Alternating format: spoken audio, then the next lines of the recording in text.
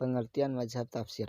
Secara etimologis, istilah mazahibut tafsir merupakan bentuk susunan idhafah dari kata mazahib dan at-tafsir.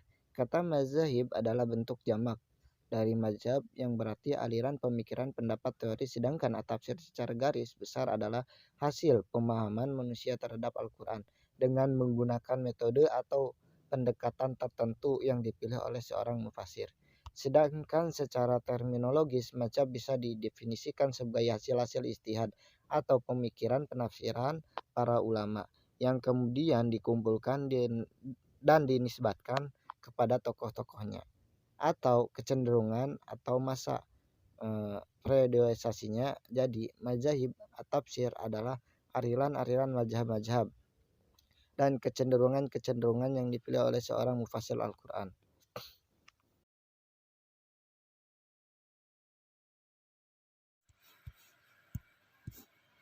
Faktor-faktor yang mempengaruhi munculnya mazhab-mazhab tafsir terbagi menjadi dua. Ada faktor eksternal dan faktor internal. Yang pertama, faktor eksternal adalah faktor yang muncul di luar teks Al-Quran. Faktor ini antara lain, yang pertama, kondisi sosial budaya, konteks politik, peranggapan, paradigma, sumber dan metodologi yang dipakai dalam menafsirkan Al-Quran. Kedua, perbedaan keilmuan para mufasir dalam memahami teks Al-Quran. Ketiga, munculnya ideologi atau aliran-aliran dalam Islam. Dalam hal ini, teks Al-Quran ditafsiri dengan label pemahaman atau ideologi mereka. Penafsiran seperti ini memunculkan model-model penafsiran seperti tafsir Mu'tazilah, tafsir Syiah, dan sebagainya. Penafsiran seperti ini tidak lain hanyalah untuk kepentingan dari penganut paham aliran tersebut. Keempat, adanya persinggungan dunia Islam dengan peradaban dunia-dunia luar Islam seperti Yunani, Persia, Romawi, dan Barat. Sebab tafsir-tafsir yang berkembang juga itu akibat adanya kontak dan pengaruh dari luar Islam. Kelima, perubahan waktu dan tempat serta kemajuan iptek. Yang kedua yaitu faktor internal. Faktor internal merupakan faktor yang muncul dari teks itu sendiri. Faktor internal antara lain, pertama, kondisi objek teks Al-Quran itu sendiri yang memungkinkan untuk dibaca secara beragam, yaitu qiraat atau bacaan Al-Quran. Contohnya adalah perbedaan bacaan pada Quran Surat An-Nisa ayat 43. Pada kalimat aula mastumun nisa atau kalian menyentuh perempuan lain. Bagi yang membaca aula mastum dengan pendek huruf lamnya, maka yang dimaksud yaitu menyentuh adalah sentuhan kulit, dan kata ini berarti dimaknai secara hakiki. Sedangkan bersentuhan kulit antara laki-laki dan perempuan adalah membatalkan wudhu. Sedangkan yang membaca yang pertama dengan membaca panjang lamnya, berarti yang dimaksud yaitu bersentuhan adalah berjima dengan istri, sehingga kalau hanya sekedar bersentuhan tidak dianggap membatalkan wudhu. Keragaman tersebut tidak dapat dihindari karena adanya elastisitas teks yang kesahihannya dapat dipercaya. Kedua, kondisi objek teks Al-Quran di mana kata atau kalimat memungkinkan untuk ditafsirkan secara beragam.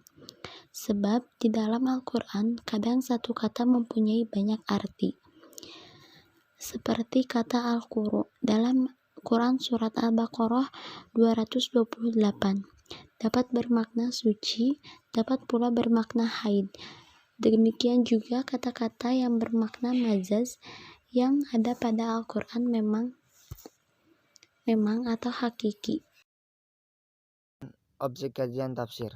Kajian mazhab tafsir, mazhab tafsir bisa pula disebut sebagai sejarah tafsir yang dipandang sebagai disiplin ilmu tersendiri sehingga harus mempunyai objek kajian tersendiri seperti hal ilmunya lain dalam perspektif filsafat ilmu, sebuah pengetahuan dapat dikatakan sebagai ilmu jika ia memiliki objek kajian yang mempunyai epistemologi yang jelas sehingga dapat diverifikasikan dan diklasifikasikan secara jelas. Ilmu itu berbeda dari pengetahuan karena ilmu merupakan akumulasi pengetahuan yang sistematis. Dalam hal ini, mazhab tafsir bisa pula disebut sebagai ilmu sejarah mazhab-mazhab tafsir karena mempunyai objek kajian tertentu dan metode tersendiri dalam merumuskan sistem pengetahuannya. Baik, poin selanjutnya yaitu tentang signifikansi kajian madzhab at-tafsir. Kajian terhadap madzhab at-tafsir tentu memiliki signifikansi yang sangat banyak, terutama bagi para mahasiswa peminat studi Al-Quran dan umat Islam secara umumnya. Mengkaji madzhab at-tafsir adalah mengkaji sejarah pertumbuhan dan perkembangan tafsir itu sendiri. Bagaimana seseorang memahami dan menafsirkan Al-Quran, betapa pentingnya umat Islam untuk mengetahui sejarah, apalagi sejarah yang terkait dengan bagaimana generasi masa lalu hingga sekarang mengkaji dan memahami Al-Quran. Dengan mengkaji madzhab at-tafsir, kita akan banyak memperoleh informasi tentang berbagai ragam corak dan kecenderungan para mufasir dalam menafsirkan Al-Quran. Secara umum, dengan mempelajari madzhab tafsir, kita akan banyak memperoleh informasi yang utuh tentang berbagai dinamika perkembangan tafsir yang syarat dengan berbagai ragam corak metode pendekatan dan kecenderungan. Secara khusus, signifikansi kajian terhadap madzhab tafsir adalah untuk yang pertama, membuka wawasan dan menumbuhkan sikap toleran terhadap berbagai corak penafsiran. Seseorang lebih banyak tahu tentang berbagai corak penafsiran yang berkembang selama ini. Yang tekun dan serius dalam mengkaji madzhab tafsir akan cenderung menjadi orang yang terbuka dan luas wawasannya. Hal ini akan melahirkan kesadaran akan perlunya membuka pemikiran dan penafsiran. Dari situ maka akan muncul sikap tasamuh atau toleransi yang tinggi terhadap adanya berbagai varian dalam penafsiran, sepanjang penafsiran tersebut memang didukung oleh argumentasi yang kuat dan akurat. Yang kedua, mengembangkan dan menyadarkan adanya pluralitas dalam penafsiran. Kajian terhadap berbagai aliran dan pemikiran mengenai penafsiran Al-Quran akan semakin menyadarkan kita betapa pentingnya orang memahami pluralitas tersebut sebagai sunnatullah dalam kenyataan hidup. Orang yang menyadari akan adanya pluralitas niscaya tidak akan mengklaim bahwa dirinya lah sebagai satu-satunya pemegang otoritas kebenaran. Adanya klaim kebenaran atau truth claim cenderung menyebabkan seseorang menjadi tidak terbuka menerima kritik atau memahami pemikiran di luar dirinya. Melalui kajian madzhab tafsir ini, seseorang akan melihat betapa banyaknya ragam penafsiran orang dalam memahami Al-Quran yang selama ini diklaim sebagai kebenaran mutlak. Padahal antara penafsiran Al-Quran dengan Al-Qurannya itu sendiri terdapat perbedaan. Al-Quran pada dataran ilahiyah memang mutlak kebenarannya, tetapi penafsiran terhadap Al-Quran adalah relatif dan nisbi. Al-Quran adalah pemilik kebenaran yang mutlak karena Al-Quran berasal dari Allah yang maha mutlak. Akan tetapi penafsiran itu bersifat relatif dan nisbi karena ia berasal dari makhluk yang serba nisbi. Poin yang ketiga yaitu menghindari sikap takdis al-afkar. Pentingnya studi madzhab tafsir adalah untuk menghindarkan sikap pensakralan pemikiran keagamaan, termasuk di dalamnya adalah penafsiran orang tentang Al-Quran. Sikap semacam ini sebenarnya tidak perlu terjadi seseorang telah mampu melihat secara kritis filosofis. Sebab betapapun baiknya sebuah penafsiran, ia tetap relatif kebenarannya.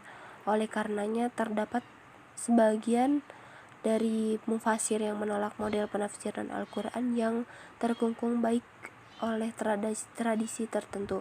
Oleh karena itu bahwa Al-Quran itu mempunyai sakralitas memang benar, karena ia berasal dari Allah yang Maha Mutlak. Namun, begitu Al-Quran dipahami dan direfleksikan oleh pemikiran manusia, sesungguhnya ia tidak sakral lagi. Artinya ia menjadi sebuah pemikiran yang bersifat relatif dan tidak perlu disakralkan hingga nyaris tidak boleh dikritik. Yang keempat yaitu sholih likulli zaman wa makan, dengan berbagai ragam atau berbagai macam penafsiran yang mulai muncul pada era klasik, tengah, maupun modern kontemporer yang berupaya secara terus-menerus dalam memahami Al-Quran, menunjukkan kesesuaian Al-Quran dengan berbagai persoalan yang terjadi, yang berkaitan dengan waktu dan tempat. Maka kemudian muncul upaya mengkaji Al-Quran secara produktif, sehingga Al-Quran terus-menerus selalu ditafsirkan, karena hal ini merupakan konsekuensi logis dari sebuah keyakinan bahwa Al-Quran selalu sholih li kulli zaman wa makan.